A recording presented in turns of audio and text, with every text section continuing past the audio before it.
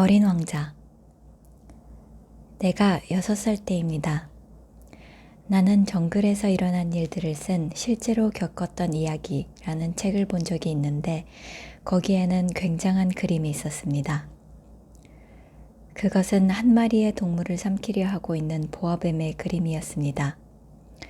위에 있는 그림이 그것을 그린 것입니다. 그 책에는 이렇게 쓰여 있었습니다. 보아뱀은 먹이를 씹지 않고 통째 꿀꺽 삼킨다. 그렇게 삼키고 나면 움직일 수 없게 되어 반년 동안 잠을 자는데 그동안에 뱃속의 동물이 소화되는 것이다. 나는 그것을 읽고 정글 속에서는 도대체 어떤 일들이 일어날까 하고 이것저것 생각해 보았습니다. 그리고는 색연필을 가지고 처음으로 그림을 그려보았습니다. 아래 그림이 나의 제1호 그림입니다. 나는 이 그림을 어른들에게 보이며 이거 무섭죠? 하고 물어보았습니다. 그랬더니 어른들은 모자가 뭐가 무섭니? 하고 말했습니다. 내가 그린 것은 모자가 아닙니다. 코끼리를 소화시키고 있는 보아뱀의 그림이었습니다. 그래서 나는 어른들이 알아볼 수 있도록 보아뱀의 뱃속에서 소화되고 있는 동물을 그려보았습니다. 어른들이란 잘 설명해 주지 않으면 뭐가 뭔지 모르니까요. 나의 제2호 그림은 이런 것이었습니다. 그랬더니 어른들은 밖을 그리든 안을 그리든 제발 뱀 그림 따위는 그만 그리고 지리와 역사와 산수와 국어를 공부하는 게 좋겠다 라고 말했습니다. 그래서 나는 6살 때에 이 일로 인하여 정말 멋진 직업인 화가가 되려는 꿈을 버리고 말았습니다. 나는 그 후 절대로 그림을 그리지 않았습니다. 첫 번째 그림도 두 번째 그림도 이해를 받지 못했기 때문에 그만 기가 죽어버린 거지요.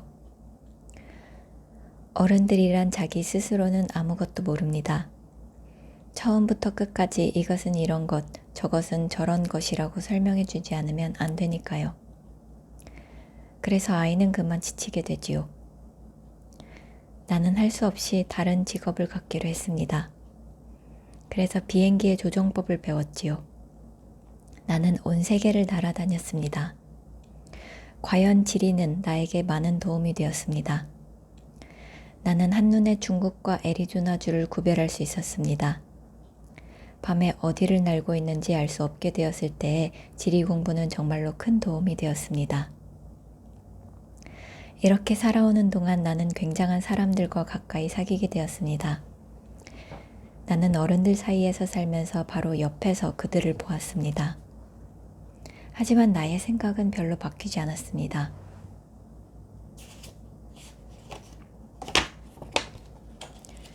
어딘지 현명해 보이는 사람을 만나면 나는 언젠가 가지고 다니는 제1호 그림을 그 사람에게 보였습니다. 정말로 무언가를 아는 사람인지 어떤지 알고 싶었던 것입니다. 그러나 사람들은 언제나 이거 모자구나 하고 대답합니다. 그러면 나는 보아뱀의 이야기도 정글의 이야기도 별의 이야기도 다 집어치우고 그 사람이 알아들을 수 있는 이야기를 합니다. 카드놀이나 골프, 정치, 넥타이 등의 이야기 말입니다. 그러면 그 어른은 아주 똑똑한 사람이군 하면서 좋아했습니다.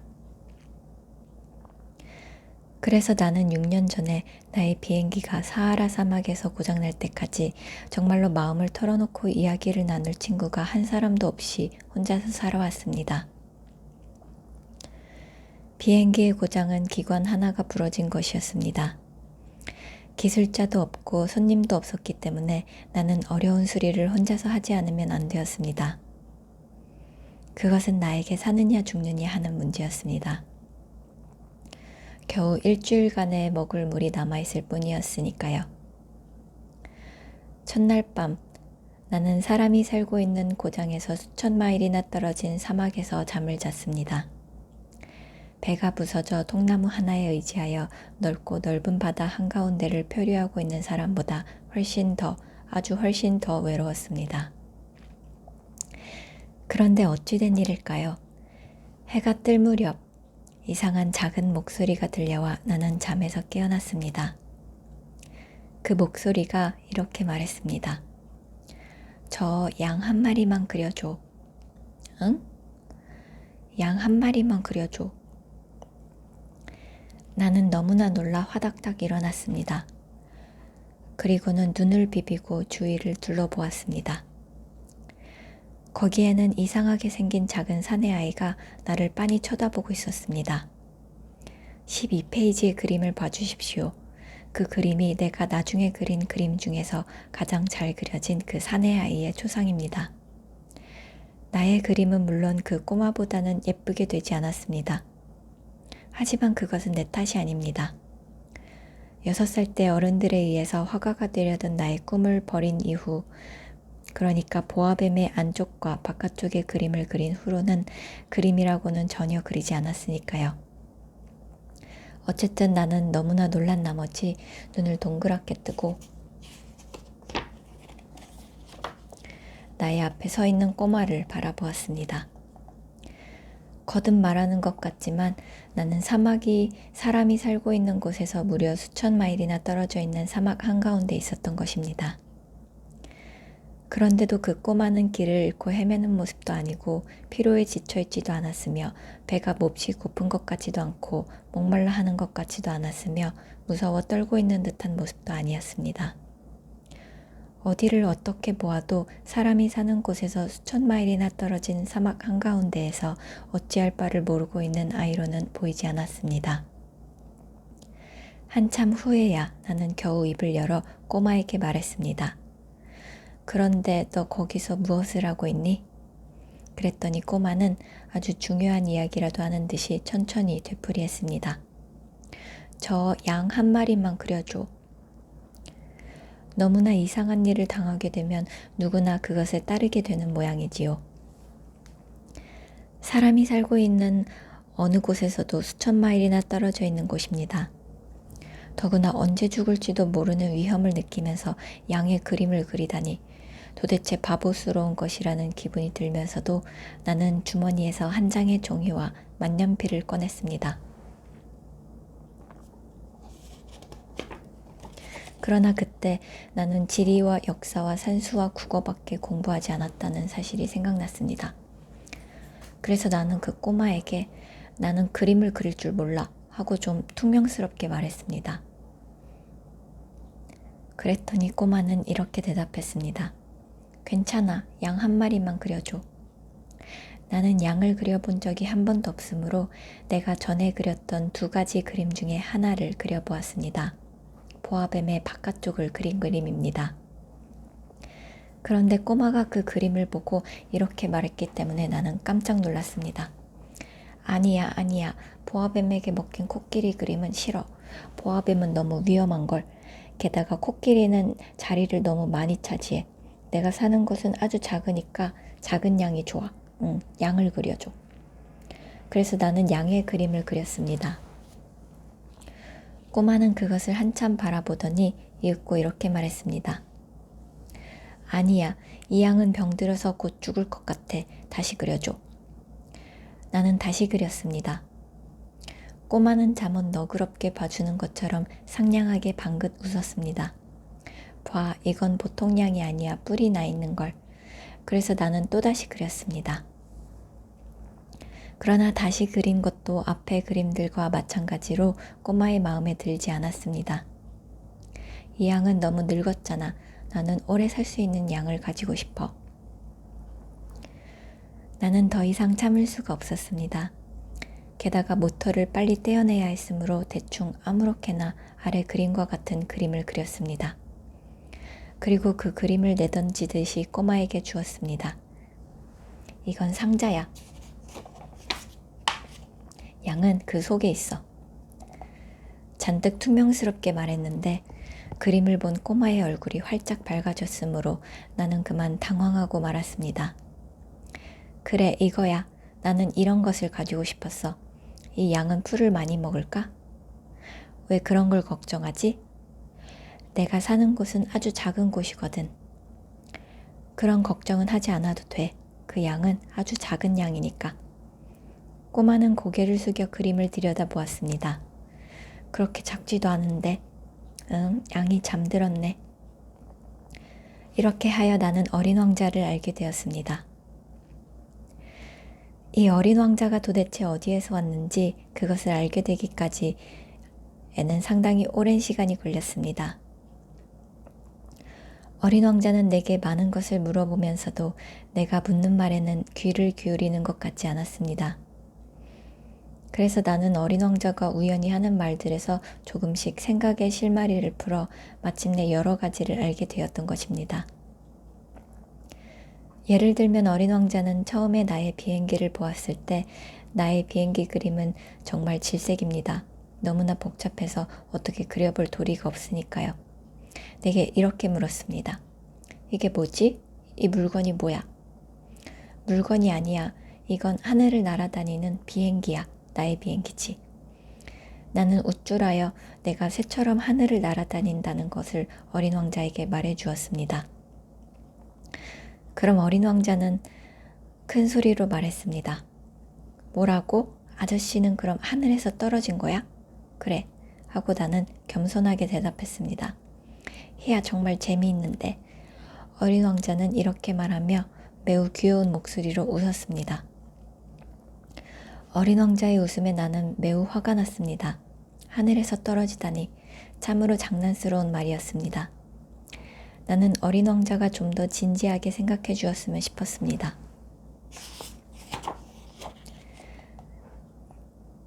그런데 어린 왕자가 이렇게 말했습니다.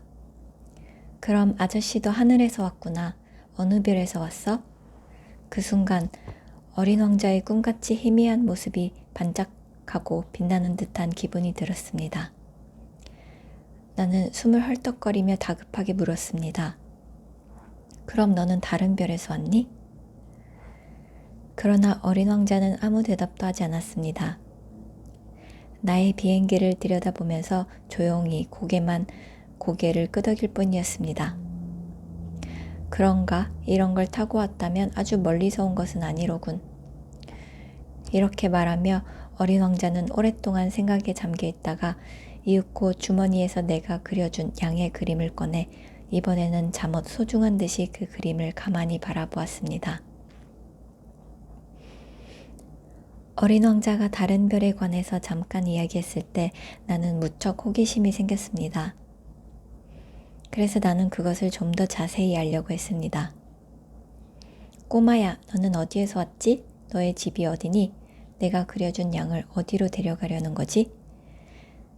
잠자코 생각에 잠겨있던 어린 왕자는 이렇게 대답했습니다.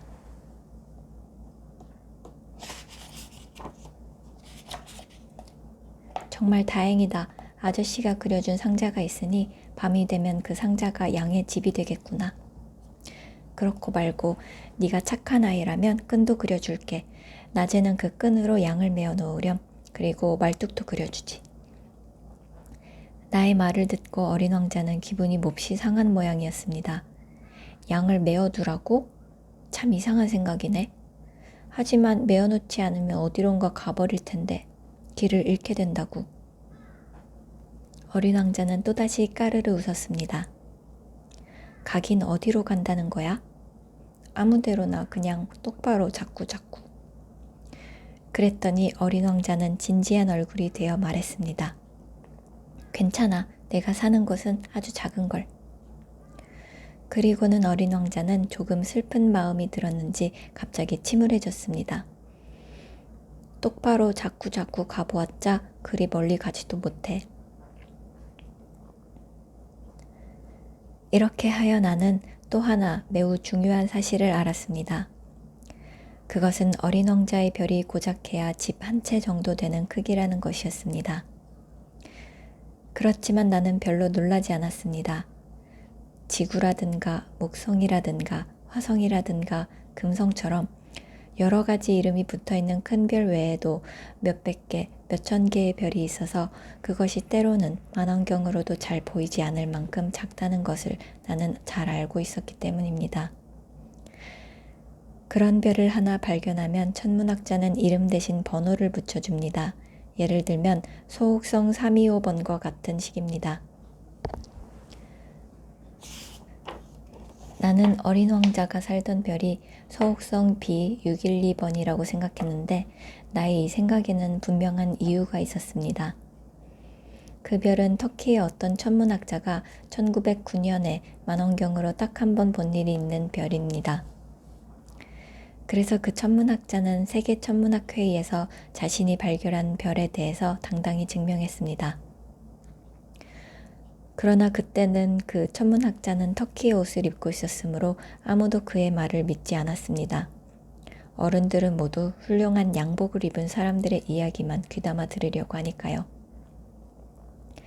다행히 B612번의 별의 명예가 손상되지 않으려고 터키의 어떤 독재자가 서양식 옷을 입지 않으면 사형에 처한다는 명령을 내렸습니다. 그래서 그 천문학자는 1920년에 훌륭한 양복을 입고 그 별에 대한 증명을 다시 했습니다. 이번에는 모두가 그 천문학자의 말을 믿었습니다. 내가 이런 식으로 B612번이라고 번호까지 끄집어내는 것은 실은 어른들 때문입니다. 어른들은 숫자를 매우 좋아합니다. 새로 생긴 친구의 이야기를 할 때에도 어른은 정말로 중요한 것은 물어보지 않습니다. 그 사람은 어떤 목소리를 가졌지? 라든가 그 사람은 어떤 놀이를 좋아하지? 나비를 채집하니? 하는 질문은 전혀 하지 않습니다. 그 사람은 몇 살인가? 라든가 형제는 몇 명인가? 몸무게는 얼마쯤 되지? 그의 아버지는 돈을 얼마나 가지고 있니? 하는 따위의 질문을 합니다. 그리고 그러한 것들을 알면 그 사람이 어떤 사람인지 알았다고 생각합니다. 어른들에게 창턱에는 제라늄 화분이 놓여 있고 지붕에는 비둘기가 살고 있는 분홍색 벽돌집을 보았어요. 라고 말해본들 어른들의 머리에는 그런 집이 얼핏 그려지지 않을 것입니다. 어른들에게는 10만 프랑짜리 집을 보았어요. 하고 말하지 않으면 안 됩니다. 그렇게 말하면 어른들은 괴상한 비명소리를 내며 아, 얼마나 훌륭한 집일까 하고 감탄할 것입니다. 이런 형편이므로 어린 왕자는 정말 멋있는 사람이었어. 방글방글 웃고 있었어. 양을 가지고 싶어 했어. 이것이 그가 이 세상에 있었다는 증거야. 라고 말하거나 어떤 사람이 양을 가지고 싶어 했어. 그것이 그 사람이 이 세상에 있었다는 증거야. 라고 말한다면 어른들은 아마도 어깨를 으쓱하고는 어린애들은 할 수 없다니까 하는 표정을 짓겠지요. 하지만 어린 왕자가 살던 별은 B612번 별이다. 라고 말하면 어른은 알겠다는 얼굴을 하고 더 이상 아무런 질문도 하지 않을 것입니다. 어른이란 모두 그렇습니다. 하지만 그것을 나쁘게 생각해서는 안 되지요. 어린이는 어른을 아주 너그럽게 봐주어야 해요. 하지만 우리들에게는 사물 그 자체, 사건 그 자체가 중요하므로 물론 번호 따위는 아무래도 좋습니다. 나는 이 이야기를 옛날 이야기처럼 시작하고 싶었습니다. 이런 식으로 말입니다. 옛날에 한 왕자님이 있었습니다. 그 왕자님은 자기보다 아주 조금 더 큰 별을 집으로 삼아 살고 있었습니다. 그리고 친구를 한 사람 가지고 싶어 했습니다. 내가 이렇게 이야기를 시작했다면 어린이들에게는 이 이야기가 더욱더 진짜처럼 느껴졌을 것입니다. 그런데도 그렇게 하지 않은 것은 누구든 이 책을 엎드리거나 누워서 아무렇게나 읽는 것을 원하지 않았기 때문입니다. 어린 왕자와의 추억을 이야기하는 것은 내게는 참으로 슬픈 일입니다. 나는 어린 왕자가 양을 데리고 어디론가 가버린 지도 벌써 6년이 됩니다.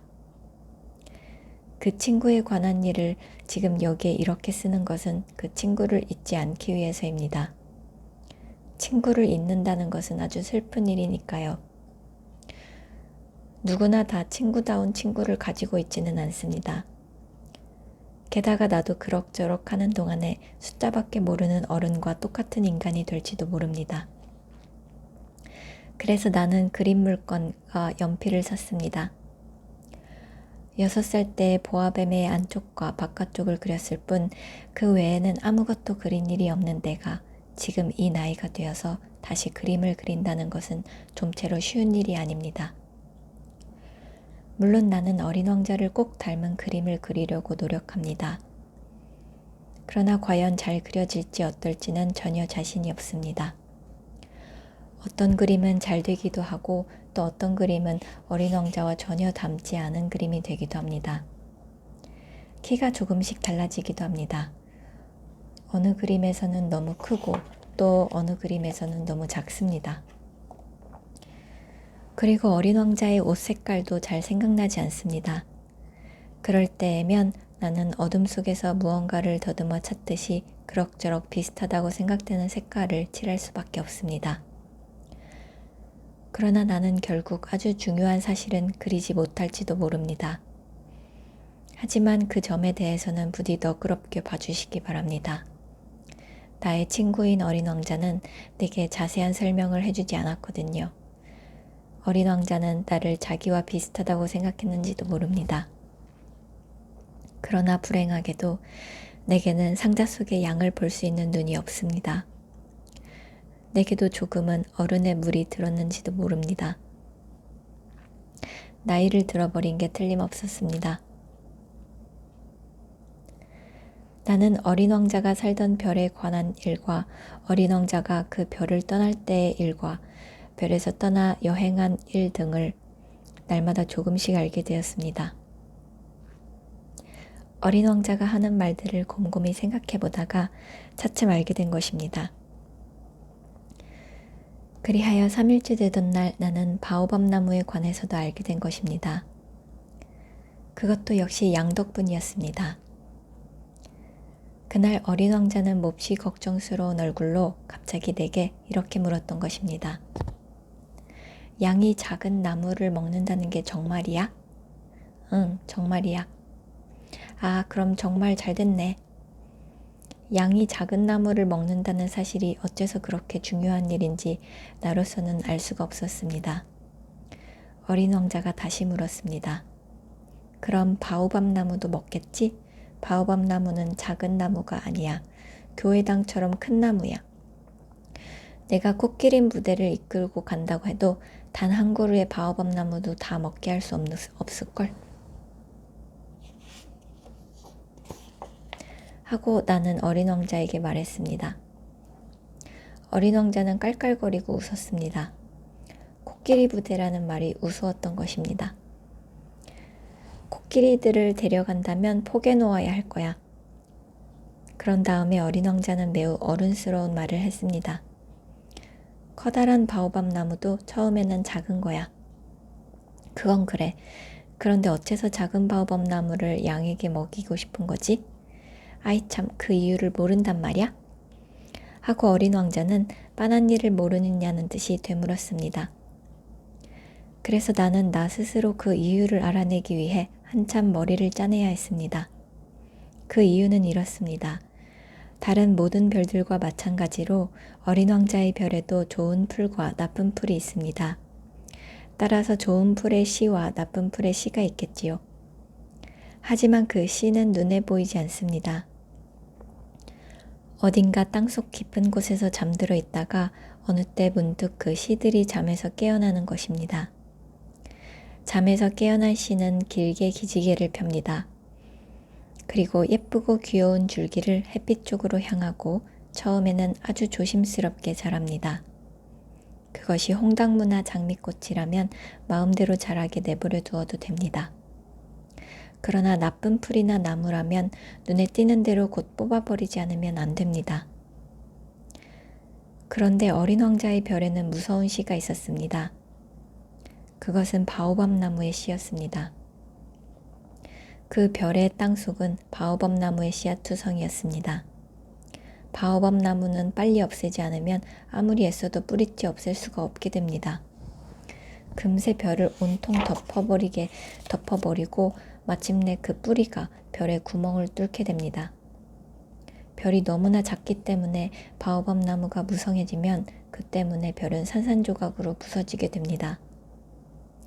어린 왕자는 나중에 내게 말했습니다. 꼼꼼하게 하면 돼. 아침에 몸 단장을 한 뒤에는 정성 들여 별을 다듬어 주어야 해. 바오밥 나무가 조그말 때에는 장미꽃 나무와 똑같아서 함부로 뽑아 먹을 수가 없거든. 그러니까 바오밥 나무라고 확실히 구별할 수 있게 되면 즉시 하나도 남기지 말고 뽑아버리지 않으면 안 돼. 정말 성가신 일이지만 뭐 별로 힘들지는 않아. 어느 날 어린 왕자는 자꾸 재촉하듯 내게 훌륭한 그림을 하나 그려보지 않겠느냐고 권했습니다. 그 그림을 잘 보아두면 언젠가 아저씨 나라 어린이들이 별나라 여행할 때 도움이 될 거야. 일이 하기 싫으면 미루어도 괜찮은 일이 있지. 하지만 바오밥 나무를 제거하지 않고 내버려두면 틀림없이 엄청난 재난을 당하게 될 거야. 나는 게으름뱅이가 한 사람 살고 있는 별을 알고 있는데 그 사람은 아직 작으니까 하면서 바오밥 나무를 세 그루나 그냥 내버려두었지 뭐야. 그래서 나는 어린 왕자가 가르쳐주는 대로 그 별을 그렸습니다.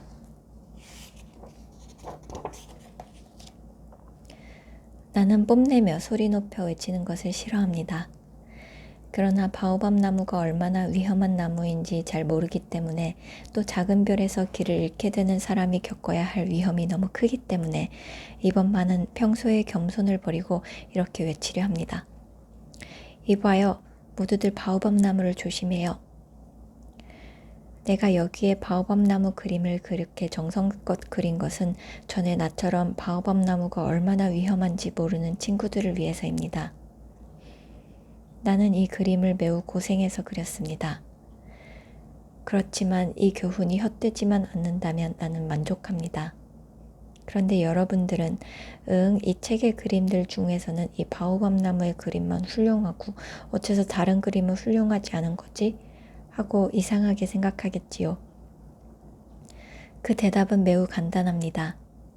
다른 그림도 잘 그려보려고 했지만 잘 되지 않았던 것입니다. 어쨌든 바오밥 나무를 그릴 때에는 어물어물해서는 안 된다고 있는 힘을 다했으니까요.